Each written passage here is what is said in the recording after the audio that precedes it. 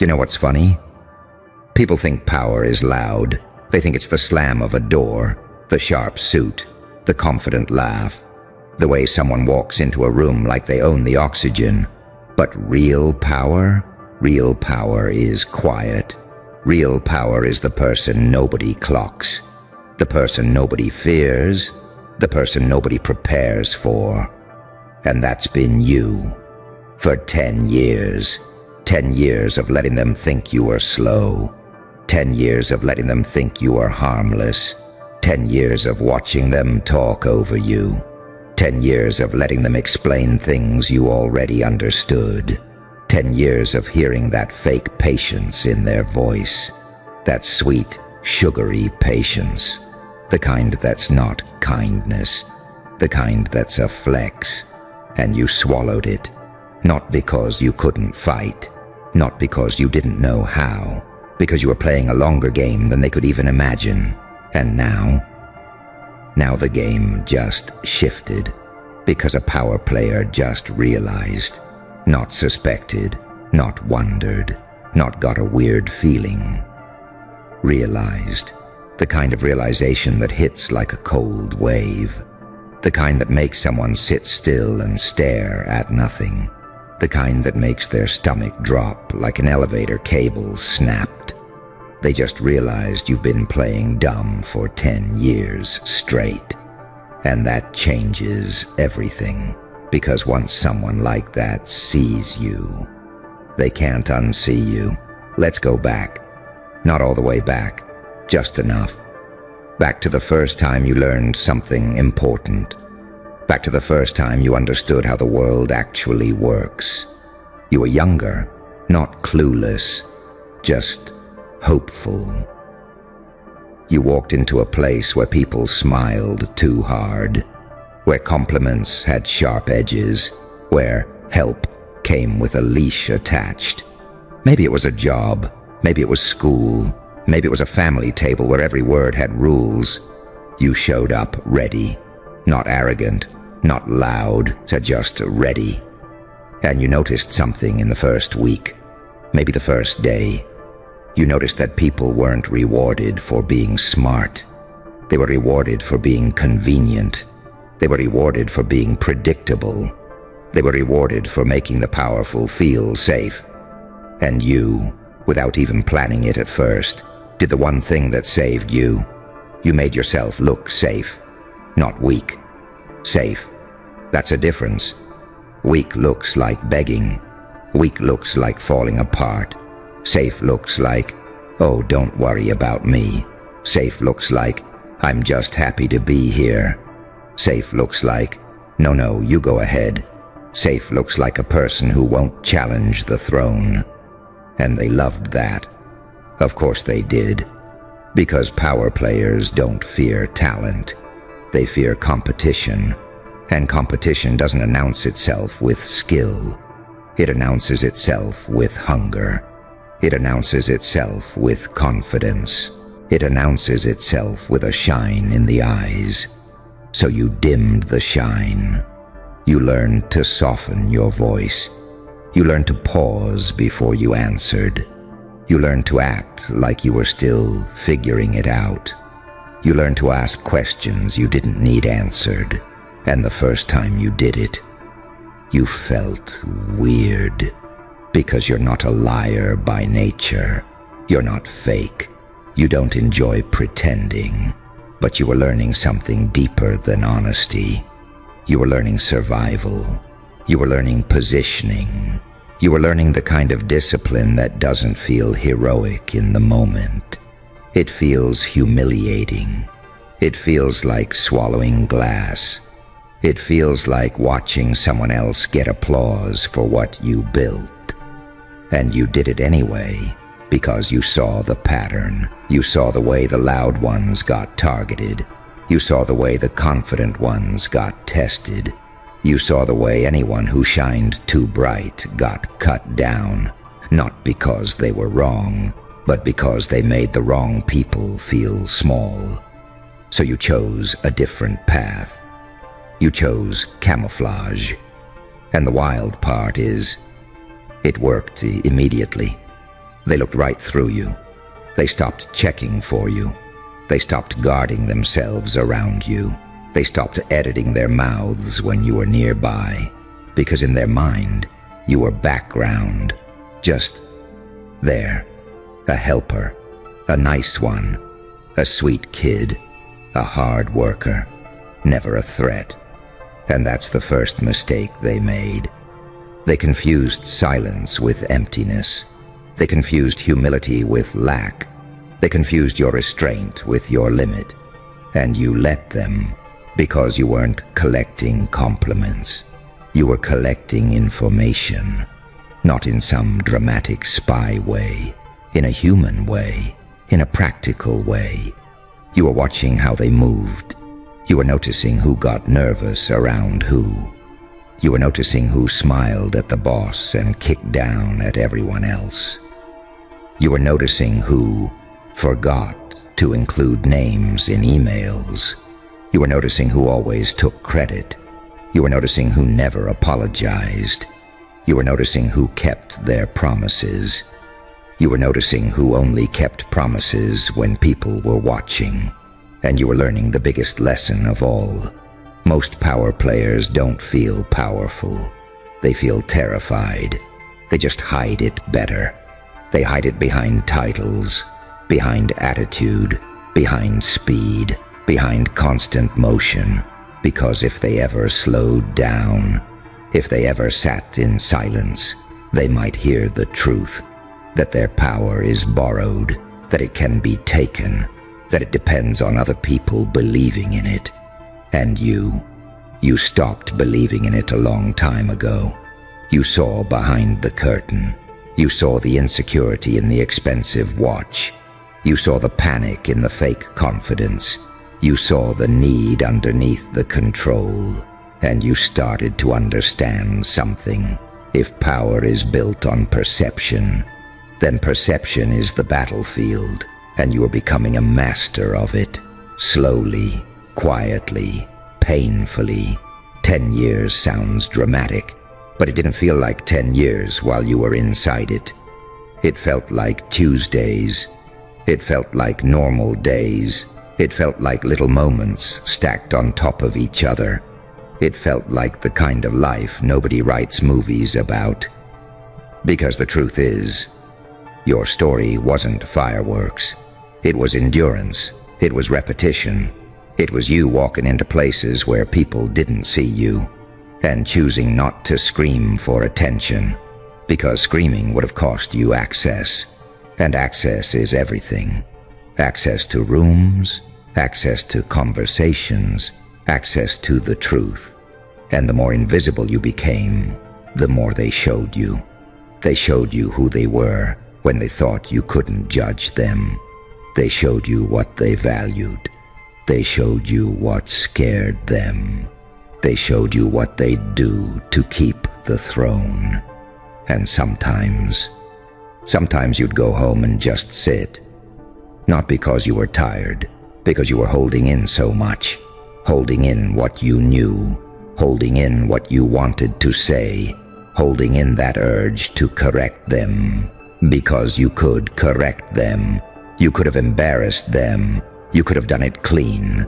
One sentence, one fact, one calm look. You could have made them feel small in front of everyone, and you didn't. Not because you couldn't. Because you understood something most people never learn. The goal isn't to win the moment. The goal is to win the position. You let them have the moment. You let them have the little victories. You let them have the ego snacks. Because you were building something bigger. You were building a foundation. And foundations are built in the dark. They don't look impressive while they're being made. They look like nothing. They look like work nobody notices. And that was the point. You became the person nobody notices, which sounds like an insult, until you realize what that gives you. Freedom. When people don't notice you, they don't guard themselves. They don't posture. They don't perform, not because they trust you, because they don't think you matter. And being underestimated is its own kind of key. It unlocks everything. It unlocks the real story behind decisions. It unlocks the real reason someone got promoted. It unlocks the real reason someone got fired. It unlocks the way alliances are formed. It unlocks the way people trade favors like currency. It unlocks the fact that most rules are flexible for the right person. You learned all of that, not from reading a book, from watching it happen, from being there, from keeping your face calm while your mind was doing math, from nodding like you were confused while you were mapping the whole room. And they fed you. They fed you details. They fed you secrets. They fed you the kind of information that makes people untouchable. And they did it because they thought you were safe. They thought you were too simple to use it. And that's where the mask becomes heavy. Because playing dumb isn't just playing dumb. It's playing smaller than you are. It's shrinking your presence. It's pretending you don't understand jokes. It's letting people talk to you like you're a child. It's letting them correct you when you're right. It's watching them feel proud for teaching you something that you mastered years ago, and you didn't always handle it perfectly. Let's be real. There were days you wanted to snap. There were days the mask felt like it was burning your skin. There were days you stared at yourself in the mirror and thought, who am I becoming? There were nights you replayed a conversation and thought, I should have said something. There were mornings you woke up with that tight feeling in your chest, that feeling like your life was being lived in parentheses, like your real self was waiting off stage. And the worst part? Sometimes you doubted yourself, not because you weren't capable, because being underestimated for years does something to you, even when you know it's strategy, even when you know it's intentional. A part of you starts to wonder, what if they're right? What if I'm not as sharp as I think? What if I'm just coping? What if I'm just scared? That's the danger of camouflage. You can hide from predators, but you can also hide from your own reflection. And you had to fight that, quietly, alone, because you couldn't tell anyone the whole truth. You couldn't say, I'm doing this on purpose, because the moment you explain your strategy, it stops working. The moment you announce the mask is useless. So you carried it, day after day, year after year, while they got comfortable. And comfort is where power players get sloppy.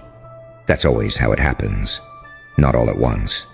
Little slips, little careless comments, little moments where their ego relaxes, little moments where they stop checking corners, because they think they already won. They think the game is over. They think the board belongs to them. And you watch that comfort grow. You watch them start to assume you'd always be there, always available, always quiet, always grateful.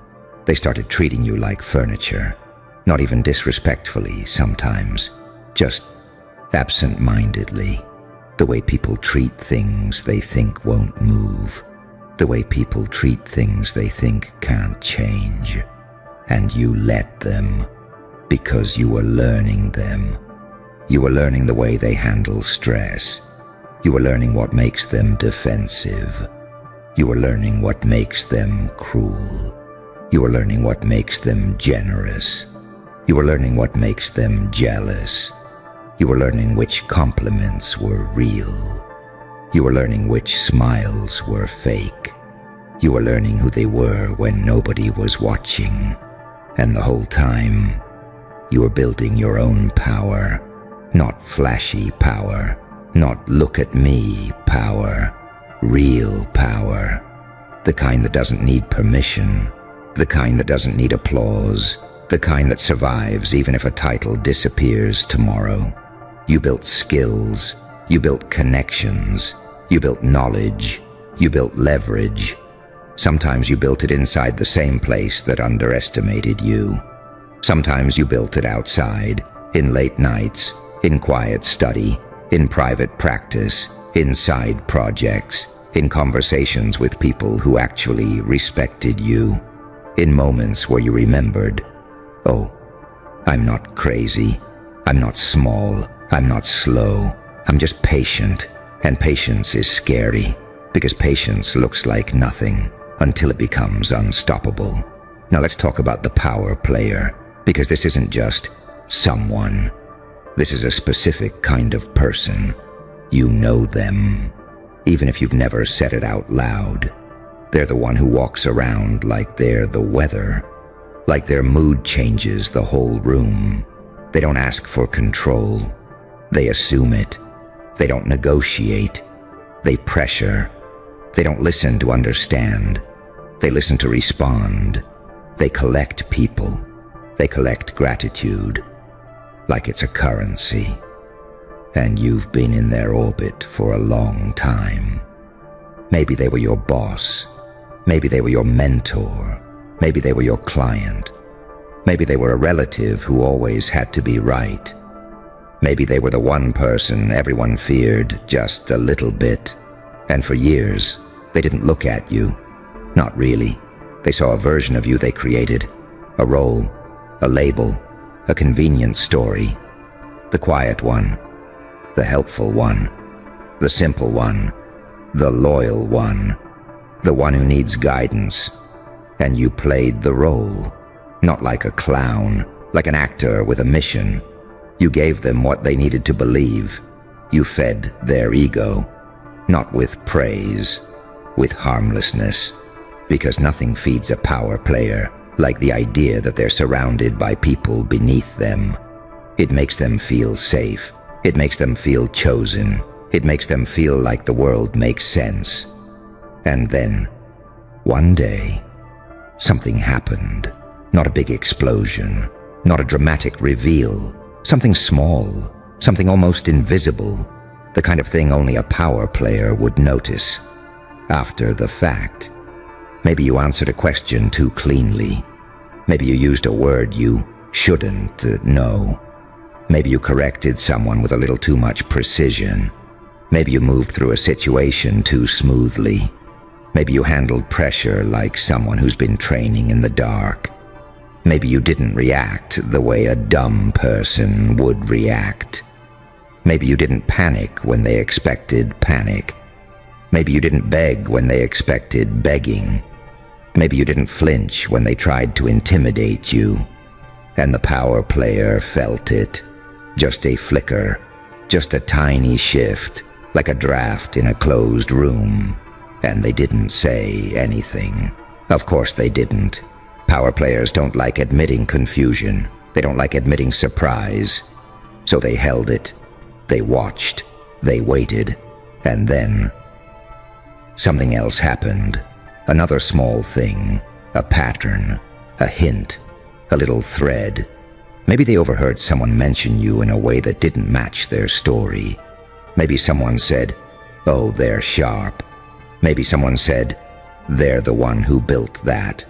Maybe someone said, "Don't underestimate them." Maybe a document surfaced. Maybe numbers didn't lie.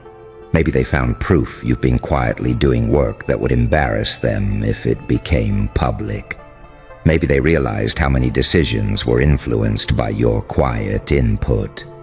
Maybe they noticed how often you were present when things went right. Maybe they noticed how often you were ignored when things went wrong. And suddenly, that comfortable story they had about you started cracking. And here's the thing about someone like that. When their story cracks, they don't feel curious. They feel threatened, because their story about you wasn't just about you. It was about them. If you were dumb, then they were safe. If you were harmless, then their position was stable. If you were beneath them, then their judgment was correct.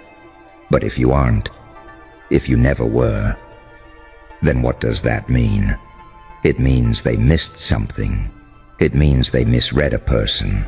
It means their instincts failed. It means their control isn't as real as they pretend. And that is terrifying. So their mind starts rewinding, fast. Like someone scrubbing through security footage, they replay every moment, every meeting where you sat quiet. Was that silence? Strategy? Every time you asked a simple question, was that a test? Every mistake you made, was it real or was it calculated? Every time they explained something slowly, were you laughing inside? Every time they talked about someone behind their back, were you filing it away? Every time they said something they shouldn't have said, were you storing it like ammunition? They start seeing you everywhere, not physically, mentally. They start noticing the shadow you cast, and it hits them. This wasn't an accident. This wasn't you finally getting it. This wasn't some late bloom. This was you playing a role for years, and people don't do that unless they have a reason, and power players are obsessed with reasons, because reasons lead to motives, and motives lead to threats, and threats lead to fear. So now they're afraid, and fear makes people do stupid things. Even powerful people, especially powerful people, they'll try to confirm it, quietly. They'll set little traps. They'll ask you questions, not direct questions. They're too proud for direct. They'll ask sideways. They'll drop a detail and watch your face. They'll mention a topic and watch your eyes. They'll make a joke and listen for your laugh. They'll bring up something complicated and see if you bite. They'll watch your timing. They'll watch your reactions. They'll start paying attention to you in a way they never did before. And you'll feel it. Oh, you'll feel it. That shift. That moment where the air changes. That moment where you walk into a room and something is off. People are still talking, still smiling, still pretending it's business as usual. But you can feel the attention. You can feel the eyes that don't blink when you speak. You can feel the silence that lands after you make a point. You can feel someone tracking you like a moving piece on a board, and part of you will want to laugh, because it's almost funny how late they are, how long it took, how they ignored you for 10 years, and now one little crack in the mask has them spiraling. But another part of you will feel something else, something human, something heavy, because the moment they realize your life changes, even if you don't say a word, even if you don't do anything, because people like that don't handle being outplayed gracefully. They don't handle embarrassment like normal people. They don't go, "Wow, I underestimated you." They go, "How dare you?" Because to them, your intelligence feels like betrayal. Your restraint feels like manipulation. Your patience feels like an insult. And they start rewriting the story, not to understand you, to protect themselves. They'll tell themselves you are dishonest. They'll tell themselves you are sneaky. They'll tell themselves you were dangerous, because that's easier than admitting. They were arrogant. They were careless. They were wrong. And now they're faced with a choice. They can respect you, or they can try to destroy you. And most power players, they don't choose respect first. They choose control. So they might approach you, not directly, not like a confrontation in a movie, more like sudden warmth, sudden interest, sudden compliments, sudden, "I've always believed in you," sudden, "I've noticed you've really grown," sudden, "We should talk more," sudden invitations, sudden inclusion, sudden access. And if you've been starving for recognition, if you've been hungry for respect, if you've been holding your breath for 10 years, That warmth might feel like water. It might feel like finally being seen. And that's the trap, because it's not always real. Sometimes it's not admiration, it's containment. It's the leash reappearing, but this time it's wrapped in velvet. So you have to be careful. Not paranoid, careful. Because you've done something rare. You've made a powerful person unsure. And when you make a powerful person unsure, they either become your ally, or they make you their project. They'll try to pull you close so they can watch you. They'll try to attach their name to you so they can claim you. They'll try to mentor you so your success looks like their success. They'll try to make you feel indebted, because indebted people don't bite. Indebted people don't expose. Indebted people don't leave. So they'll offer you things, a role, a title, a platform, a seat near them, and you'll feel the pull.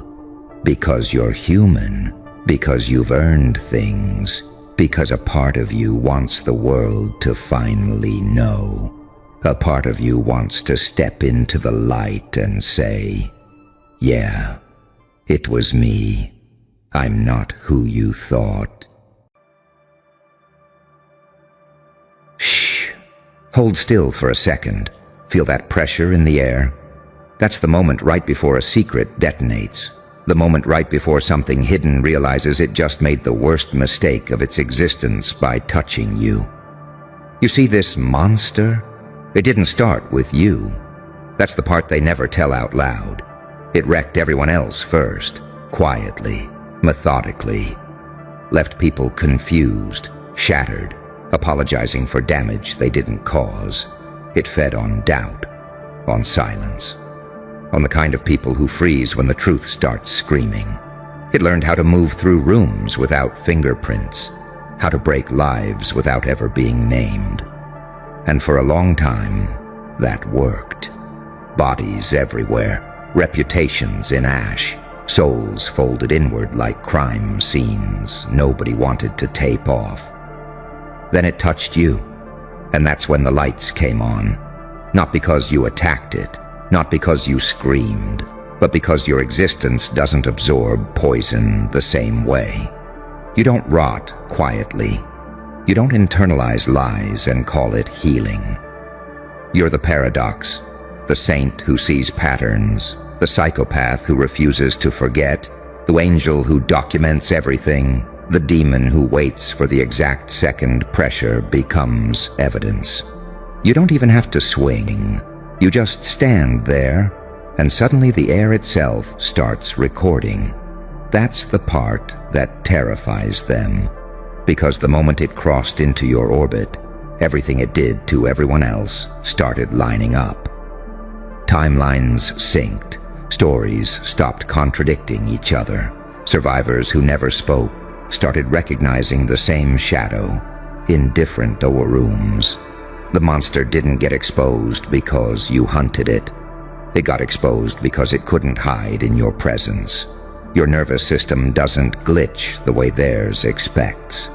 Your silence isn't empty, it's calibrated.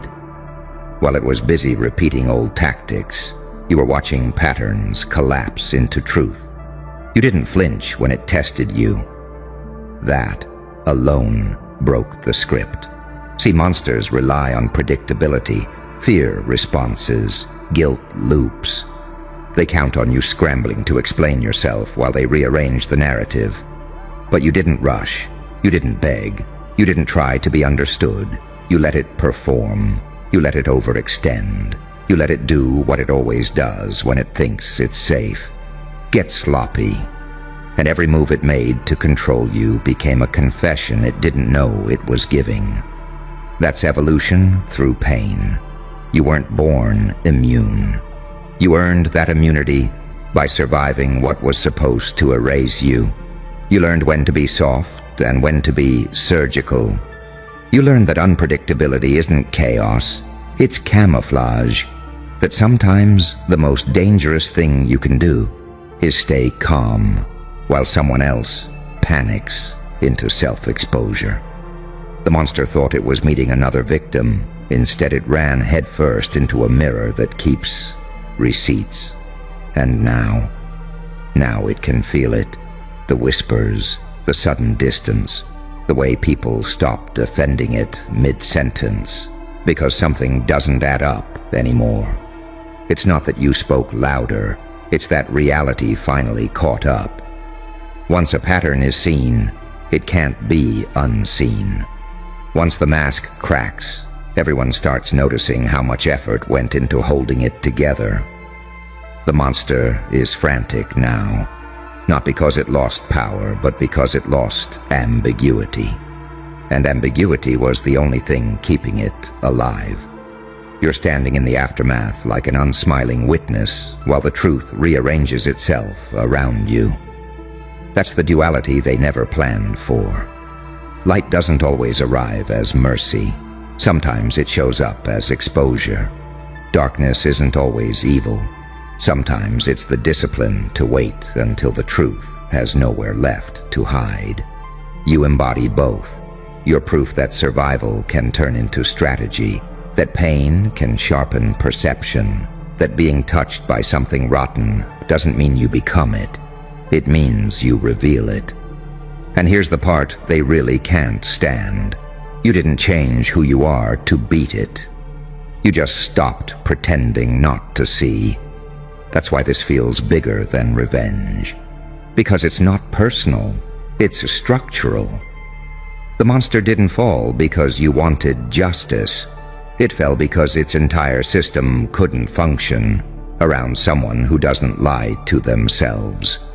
You're the anomaly that collapses abusive math, the variable that turns manipulation into math errors, the presence that makes predators accidentally testify against themselves. So stand there. Let the smoke clear.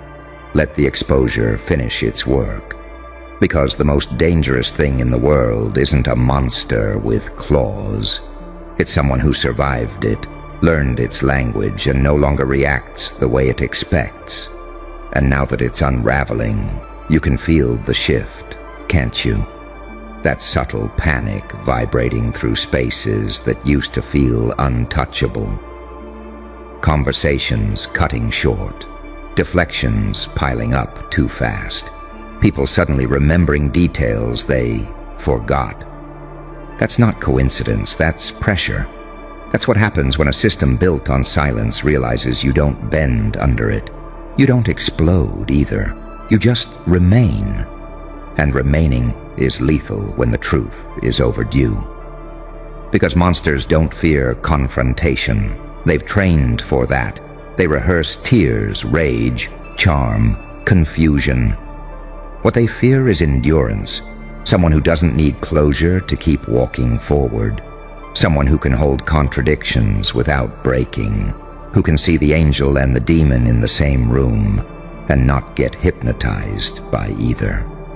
You didn't rush to be believed. You let reality do the heavy lifting. And reality, when given enough time, becomes a weapon sharper than any accusation. Think about everyone it wrecked before you. All those fragments scattered behind it like debris from a moving train. The monster counted on isolation, on each person thinking they were alone, imagining the damage was personal, unique, shameful. But the moment it touched you, those fragments started drifting back toward each other. Not because you summoned them, but because truth has gravity. And you're dense with it. You don't even have to speak for the pull to start. That's the paradox. You look calm, but you're destabilizing entire structures. Every time it tried to bait you into reacting, you denied it the fuel it needed. Every time it expected you to collapse inward, you widened your awareness instead. You learned when to disappear and when to be impossible to ignore. You mastered the rhythm of unpredictability, not as chaos, but as control. You became unreadable in a way that forces others to reveal themselves. And while it was busy scanning you for weaknesses, it forgot something critical. Observation cuts both ways. Now it's exposed not just for what it did, but for how it thinks. People start noticing the same tactics recycled, the same patterns of blame, the same hollow apologies shaped like exits. The monster's mythology collapses under repetition, because lies can adapt, but they can't evolve. You can. Pain forced that upgrade. Every scar taught you timing. Every betrayal sharpened your instincts. You learned that survival isn't about staying good. It's about staying awake. And here's where the story gets uncomfortable for anyone still rooting for it. Once exposure begins, it doesn't stop where the monster wants it to. It spreads. It rewrites history. It reframes every moment that never sat right. Suddenly people realize you weren't difficult. You were resistant. You weren't cold. You were discerning. You weren't too much. You were incompatible with manipulation. The narrative flips, and all the energy spent trying to shrink you boomerangs back as evidence. That's when the monster understands. Too late. Touching you wasn't a mistake. It was a confession, because you don't destroy things loudly. You let them self-destruct under scrutiny. You don't need to win arguments. You let patterns finish their sentences. You don't need applause. You let silence become deafening. And in that silence, everything it did to everyone else starts echoing, stacking, amplifying until denial becomes impossible. This is the evolution they never prepared for. You're no longer just surviving darkness, you're fluent in it. You can walk through it without losing your shape. You can acknowledge the demon without becoming one. You can carry light without advertising it. That balance makes you dangerous in ways brute force never could. Because monsters are trained to fight enemies, not mirrors. They know how to attack, but they don't know how to exist under sustained awareness. So let them scramble, let them rewrite, deflect, minimize. Each move only tightens the exposure. You're not chasing closure. You're standing at the center of a collapse you didn't initiate, but absolutely completed by refusing to disappear. And that's the final insult. Not that you defeated the monster, but that you outgrew the role it needed you to play. You didn't become smaller. You didn't become crueler. You became clearer. And clarity is the one thing monsters can't survive. And clarity doesn't arrive gently. It doesn't whisper apologies or ask permission to exist. It lands like a verdict the room wasn't ready to hear. You can feel it now, the way the air tightens when your name comes up, the way people hesitate before looping you into their narratives. That hesitation. That's instinct recalibrating. That's the subconscious recognizing something changed the moment the monster crossed your boundary and didn't get what it expected. Because you didn't bleed the way the others did. Not because you're heartless, but because you learned where to place your heart. You learned that empathy without awareness becomes a leash. That compassion without memory becomes a trap. You learned how to care without surrendering your spine. And when the monster tried its usual choreography, confusion, projection, emotional smoke bombs, you didn't rush in to fix the mood. You let the awkwardness sit. You let the tension breathe. You let the truth get uncomfortable enough to start speaking for itself. That's when things really started unraveling. People who once defended it suddenly couldn't explain why.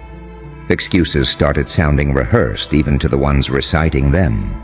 The monster's charm began to glitch, smiles landing a second too late, outrage flaring too fast, innocence feeling overacted. You didn't point any of that out. You didn't have to. Awareness spreads faster when it's discovered, not dictated. And you understood that instinctively because pain trained you to respect timing. This isn't about revenge. That's too small. Revenge needs validation. What's happening here doesn't. This is about exposure through proximity. About what happens when something rotten bumps into something that doesn't lie to itself. You became the contrast that made the stains visible. You became the clean surface that made the fingerprints impossible to ignore. And here's the quiet truth nobody likes admitting. The monster didn't just hurt others because it was cruel. It hurt them because it was terrified of being seen. Terrified that one day someone would survive it intact. Aware, articulate, unbroken in the ways that matter. Someone who could remember everything without being consumed by it. Someone who could hold rage without letting it drive. Someone who could stand in the aftermath without asking for permission to exist. That someone was you. You didn't win by being louder. You won by being impossible to distort. You didn't become perfect. You became precise. You learned when to speak and when silence would do more damage than any accusation. You learned how to watch reactions instead of words, patterns instead of promises. You learned that monsters reveal themselves most clearly when they think they're in control. Now look around. The ground is unstable. Alliances feel brittle. Conversations feel staged. That's not paranoia. That's structure failing. Because once exposure starts, everyone has to choose. Adapt to truth, or keep protecting the lie. And lies demand loyalty. Truth only demands honesty. You chose the latter, and the cost of that choice is shaking the room. This is the evolution nobody applauds in real time. It's lonely. It's quiet. It's watching people you once trusted wrestle with the realization that survival sometimes looks like detachment, that growth doesn't always smile, that healing can feel threatening to those invested in your wounds. The monster counted on you craving acceptance more than accuracy. It bet on you wanting peace at any cost. It lost that bet. Because peace built on denial isn't peace, it's sedation. And you woke up. You woke up enough to see how chaos dresses itself as concern, how control pretends to be care, how predators disguise themselves as saviors. You didn't just escape the cycle. You studied it. You mapped it. You learned its rhythms so well that when it tried to replay them on you, the whole performance felt outdated, and that's the most dangerous phase of all. Not rage, not grief, not even confrontation. It's when you stop being impressed, when manipulation feels boring, when threats feel predictable, when guilt trips feel like reruns you've already analyzed. That's when the monster realizes it can't reach you anymore. Not emotionally, not psychologically, not narratively. It can't make you smaller, and it can't make you reactive. And without those levers, it has nothing left but exposure. So let it spiral. Let the truth finish assembling itself around your calm. You're not here to save it. You're not here to punish it. You're here as living proof that what it did to everyone else ends with you. Not because you're invincible, but because you learned how to see. And seeing changes everything. Because once your eyes adjust to the dark, you realize the dark was never the enemy. It was the training ground. It was the place where illusions fail and instincts sharpen. The monster thrived where people avoided looking too closely. It survived in the blur. You ended the blur just by standing still and paying attention. That's why the exposure feels inevitable now. Every move it makes carries residue. Every word echoes against old patterns. People don't even need proof anymore. They feel it. Their bodies recognize the mismatch before their minds catch up. You walk into rooms and suddenly the temperature drops. Not because you're cold, but because truth has a way of stealing oxygen from lies. The monster senses it too. That's why it overcorrects. over-explains, overreacts. It's not defending itself. It's leaking. And you? You're not chasing justice with a blade. You're letting time do what time does best when paired with awareness. Strip masks layer by layer until there's nothing left but behavior. You learned patience the hard way. You learned wait doesn't mean weakness. It means accuracy. You learned that some battles are won by letting the enemy speak uninterrupted while you take notes in silence. That's why your presence feels like judgment without a sentence. You don't threaten, you don't posture, you don't need witnesses. You carry certainty the way others carry fear, and certainty destabilizes predators because it can't be negotiated with. You're not here to be convinced. You're not here to be reframed. You already know what you saw, what you felt, what repeated itself too consistently to be coincidence. That knowing anchors you. It makes you heavy. It makes you unmovable. This is where the duality sharpens. You still feel empathy, but you don't confuse it with permission. You still understand pain, but you don't romanticize it. You still see humanity, but you don't excuse patterns that destroy it. That balance is what turned you into the line it couldn't cross. Because monsters depend on extremes. They want saints they can exploit or demons they can provoke. They don't know what to do with someone who can hold compassion in one hand and boundaries in the other. Someone who can acknowledge their own darkness without being swallowed by it. Someone who can look at cruelty clearly and choose not to mirror it. You became that contradiction. And contradictions break scripts. Every time it tried to paint you as the problem, the picture didn't stick. Too many inconsistencies, too many people quietly recognizing themselves in your restraint. Too many similarities between your story and theirs. That's how exposure really spreads. Not through spectacle, but through recognition. Through that internal click when someone realizes, wait, this isn't isolated. The monster feels that shift like a tightening net. It knows it can't erase you without drawing attention. It knows it can't charm you without revealing desperation. It knows it can't provoke you without exposing motive. So it stalls, it deflects. It tries to exhaust the room with noise. But noise doesn't work on someone who learned how to listen underneath it. And here's the part that seals it. You didn't survive to become harder. You survived to become clearer. Hardness cracks. Clarity cuts. Clarity sees through apologies that arrive too late. Clarity hears intent beneath tone. Clarity notices who benefits from confusion and who suffers under it. That's why touching you triggered full exposure. Not because you set a trap, but because you removed the fog. And without fog, the monster had nowhere left to hide. So let the narrative collapse. Let the truth circulate without your endorsement. You're not campaigning. You're not persuading. You're existing in alignment. And alignment is radioactive to anything built on deception. You're the proof that monsters don't fall when they're fought. They fall when they're seen. And you see everything now. And once you see everything, you don't need to do anything else. That's the part they never recover from. You don't expose it by screaming. You don't destroy it by chasing. You end it by refusing to be confused ever again.